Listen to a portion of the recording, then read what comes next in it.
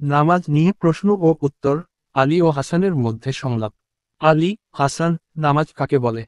হাসান, নামাজ ইসলাম ধর্মের দ্বিতীয় স্তম্ভ, যা নির্দিষ্ট সময়ে আল্লাহর ইবাদতের জন্য আদায় করা হয়। আলী, দিনে কয়েকটি নামাজ ফরজ?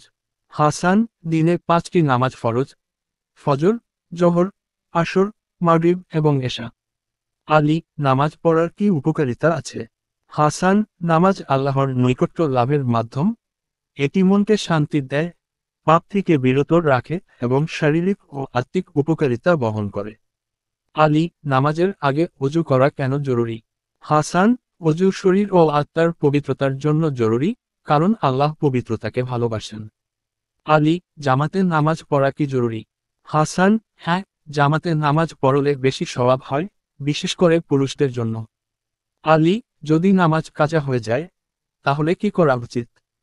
হাসান, যত দ্রুত সম্ভব কাজা নামাজ আদায় করা উচিত এবং ভবিষ্যতে সময়মতো নামাজ পড়ার চেষ্টা করা উচিত।